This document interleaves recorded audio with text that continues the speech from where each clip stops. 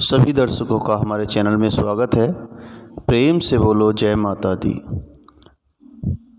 दोस्तों, माँ भगवती की असीम कृपा से मुझे कुछ दिनों पहले श्री माता वैष्णो देवी यात्रा करने का सौभाग्य प्राप्त हुआ। अपनी इस यात्रा को आप लोगों के साथ साझा कर रहा हूँ और जो श्रद्धालु माँ वैष्णो देवी की यात्रा करना चाह रहे हैं या आने वाले समय में जाने वाले हैं, उनके लिए यह वीडियो मददगार साबित होगी और कुछ जानकारी आपको ज़रूर प्राप्त होगी। तो दोस्तों, कहा जाता है कि सच्चे दिल से जो भी भक्त माँ से अरदास लगाता है कि माँ मुझे अपने चरणों में स्थान दो, तो माँ उस भक्त की पुकार सुन लेती है और उसे अपने दरबार में बुला लेती है। तो प्रेम से बोलो जय माता दी।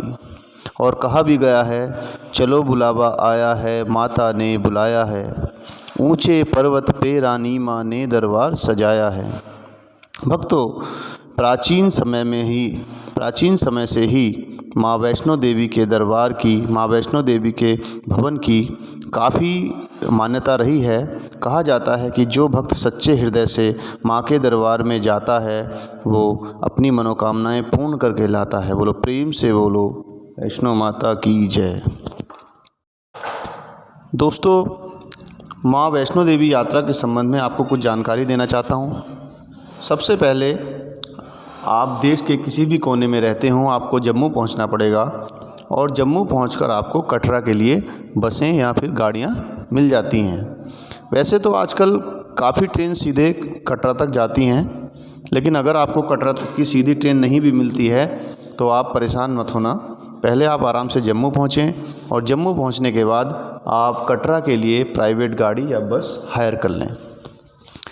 दोस्तों, जैसे ही आप कटरा पहुँचेंगे तो आपको रजिस्ट्रेशन कराना पड़ेगा। सबसे पहले अपने लिए रहने की या थोड़ी बहुत देर रेस्ट करने की व्यवस्था करनी होगी।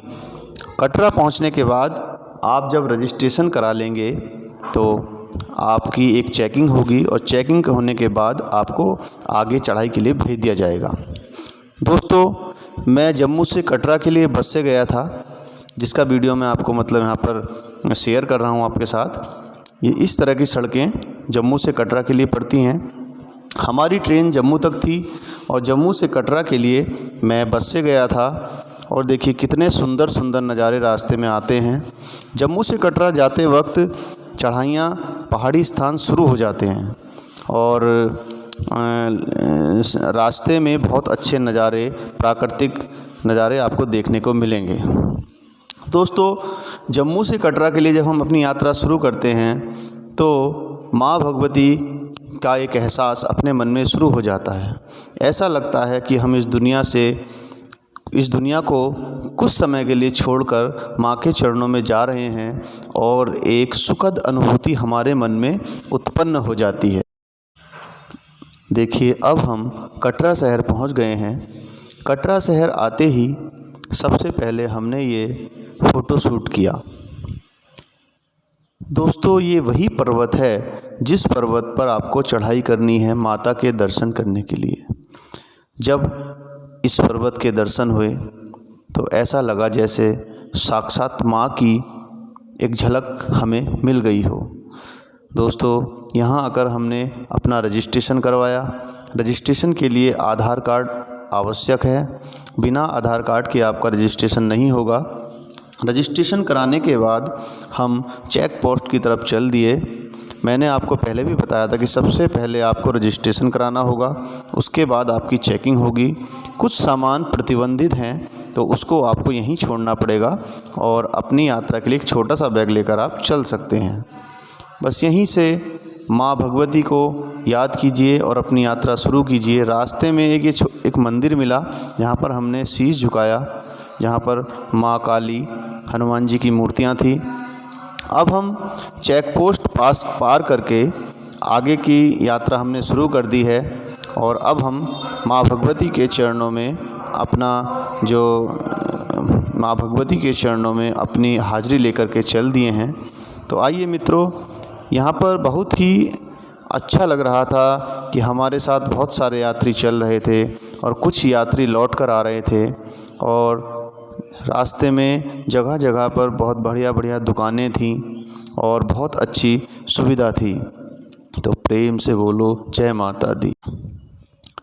देखिए, सबसे पहले हमें बाणगंगा के दर्शन हुए। कहा जाता है कि जब हनुमान जी को प्यास लगी तो माँ ने एक तीर चलाया और यहाँ पर ये गंगा प्रकट की थी। इस बाणगंगा की बहुत मान्यता है। सबसे पहले यहाँ पर स्नान करके और इस गंगा का जल पी करके आगे की यात्रा शुरू करनी चाहिए। अगर आप स्नान नहीं कर पाते हैं तो यहाँ पर पंच स्नान करें और जल पीकर आगे बढ़ें। बाणगंगा से जब हम आगे चले तो कुछ दूर चल के एक मनोकामना मंदिर दिखाई दिया।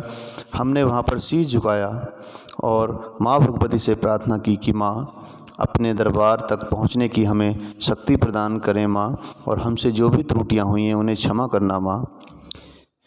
मनोकामना मंदिर के कुछ आगे चल कर के माँ का एक श्री चरण पादुका मंदिर आया। कहा जाता है कि माँ के यहाँ पर चरण हैं। माँ यहाँ पर रुकी थी और माँ के जब यहाँ पर चरण जो माँ के चरण हैं उनकी पूजा यहाँ पर की जाती है। हमने माँ के चरणों में शीश झुकाया, माँ से फिर प्रार्थना की कि माँ, हे माँ भगवती, हमें अपनी यात्रा पूर्ण करने की शक्ति प्रदान करें। और माँ को धन्यवाद दिया कि माँ आपने हमें इस काबिल समझा कि अपने दरबार में बुलाया। ऐसा ही हुआ, माँ का आशीर्वाद हमें मिलता रहा और हम यात्रा में आगे बढ़ते रहे।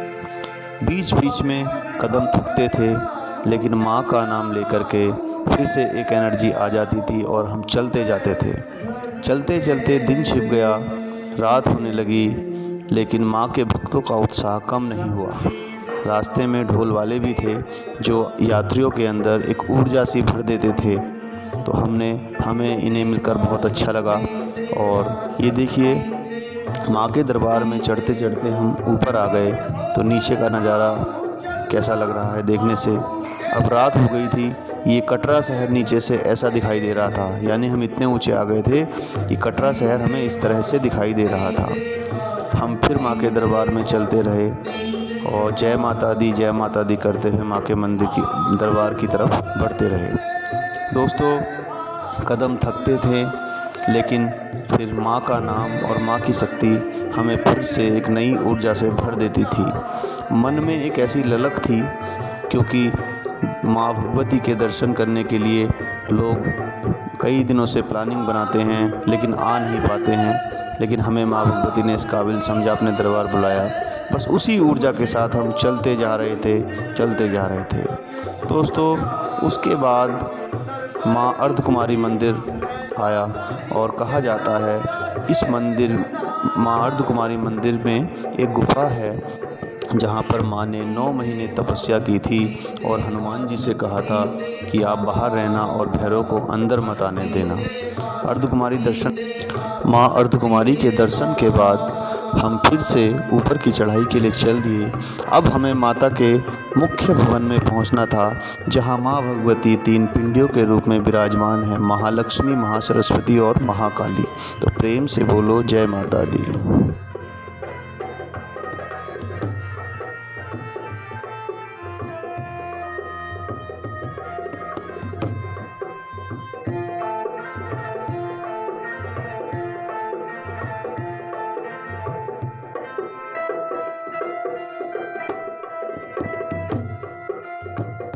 जग में जिसका नाम है जीवन, एक युग है संसार।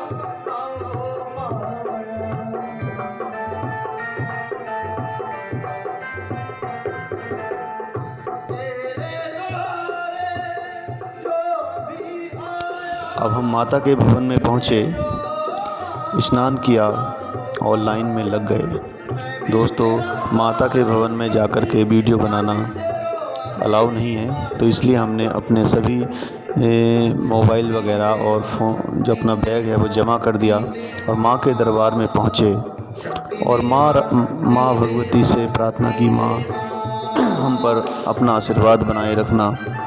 और हमें सबसे बड़ी खुशी इस बात की रही कि माता रानी ने हमें अपने दरबार में बुलाया।